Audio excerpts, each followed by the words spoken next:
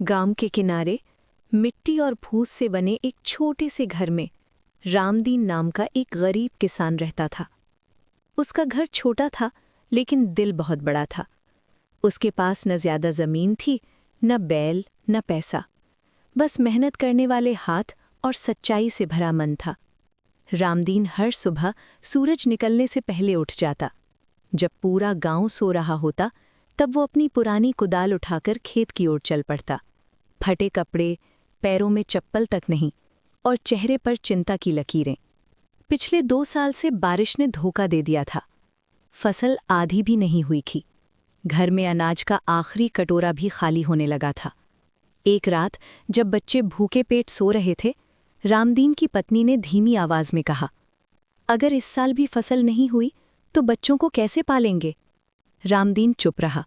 उसके पास कोई जवाब नहीं था, बस अंधेरे में छत को घूरता रहा। अगली सुबह वो खेत गया। जमीन फटी हुई थी, पौधे सूखे पड़े थे, हवा में धूल उड़ रही थी। वो हार मानने ही वाला था कि तभी उसकी नज़र खेत के पास बनी एक पुराने तालाब पर पड़ी। वही तालाब जिससे कभी पूरा गांव पानी लेता था, जहां कभी बच्चे नहाते थे, जहां कभी पक्षी आते थे। आज वही तालाब गंदा, सूखा और बदबूदार था। आधा पानी, चारों तरफ झाड़ियां और कचरा। गांव के लोग कहते थे, इस तालाब का अब कोई काम नहीं, इसे भरवा दो। लेकिन रामदीन देर तक तालाब को देखता रहा। उसे लगा जैसे तालाब उससे कुछ कह रहा हो। उसी दिन रामदीन ने फैसला कर लिया, अगर मेरी किस्मत बदलनी है तो इस तालाब को फिर से जिंदा करना होगा। जब उसने ये बात गांव वालों को बताई तो सब हंस पड़े। किसी ने कहा, जिसके पास खुद खाने को नहीं वो तालाब बचाएगा। किसी ने ताना मारा, पागल हो गया है ये। रामदीन ने किसी की नहीं सुनी। अगले दिन सुबह सुबह वो तालाब पर पहुंचा। उसने अपने हाथों से कचरा निकालना शुरू किया। कीचड़, बदबू, कांटे, सब कुछ सहता रहा। दिन निकलता, सूरज सिर पर चढ़ता, पसीना बहता, लेकिन रामदीन रुकता नहीं। दिन बीतते गए, हफ्ते गुजर गए। कई बार ऐसा हुआ कि घर में खाने को कुछ नहीं था। बच्चे रोते थे, पत्नी की आंखों में आंसू होते थे। रामदीन का दिल टूट जाता, लेकिन वो खुद से कहता, अगर आज रुक गया तो जिंदगी भर गरीब ही रहूंगा। उसके हाथों में छाले पड़ गए, कंधे दर्द से भर गए। फिर भी वो रोज तालाब पर जाता। धीरे धीरे तालाब की दीवारें मजबूत होने लगी, कचरा साफ होने लगा, पानी थोड़ा थोड़ा जमा होने लगा। एक शाम आसमान में काले बादल छा गए, तेज हवा चलने लगी। रामदीन घबरा गया। रात होते होते जोरदार बारिश शुरू हो गई।